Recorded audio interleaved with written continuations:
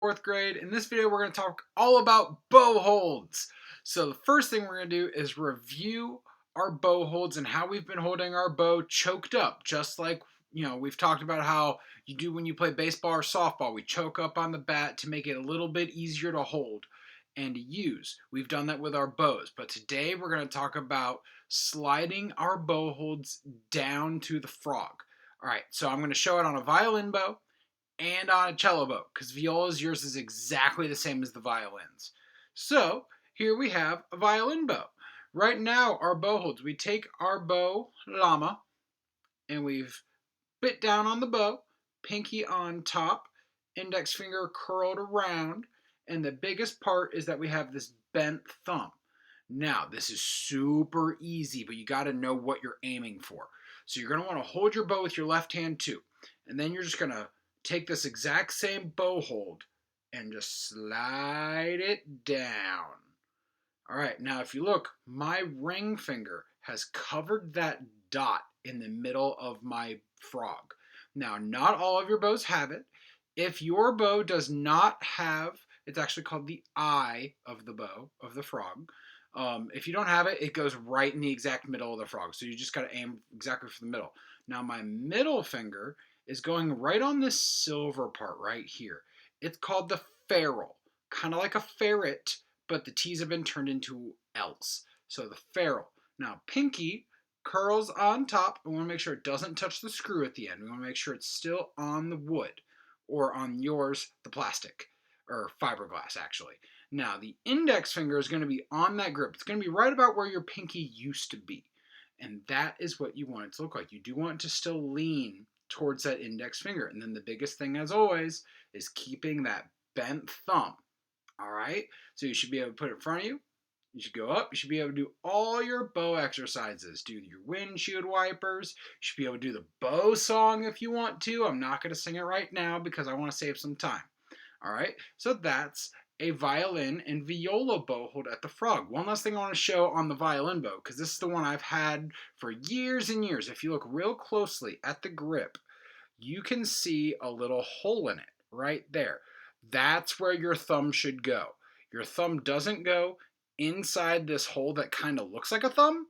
It goes in front of it, right where I've got that little hole in my grip, because that's where my thumb goes every time I play.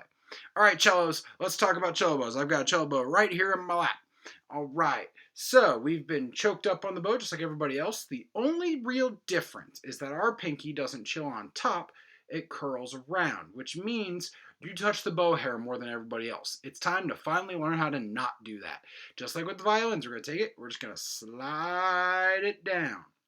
Now, your targets are slightly different, all right? Your ring finger, depending on how big your hand is, it might cover the eye, or it might just go slightly in front of it. The most important thing on the cello is that your middle finger still covers the silver part, the ferrule, just like the violins and violas. That's what you want to aim for. So that might bring your ring finger in front of the eye. It might cover the eye. It depends on the size of your hand. Mine usually covers the eye. I've got big hands. Now your pinky goes in the same spot as the violins and violas, except while they curl on top, we curl around. All right, and then index finger just kind of flops over. It doesn't have to curl as much as violins. It just kind of flops over the bow. Now, just like violins and violas, we got to keep that bent thumb underneath. I just can't show you a cool hole in this bow like I can my violin bow, because I've only had this bow for like 3 years, and I've had the violin bow for 9, I think. All right, so this is the cello bow hold, and you can roll it around, do your bow exercises, you can do the bow song, but like I said, we're not going to right now to keep the video a little shorter. All right, so that is how you get your bow hold down to the frog. It's gonna make it feel heavier because there's more weight away from your hand. All right, so the first thing you want to do after you do this to keep your hand from getting tired is play. All right, I highly suggest doing some longer notes. So for example, grab my violin, just practice setting it on the string and just go all the way from the bottom of the bow to the top. Just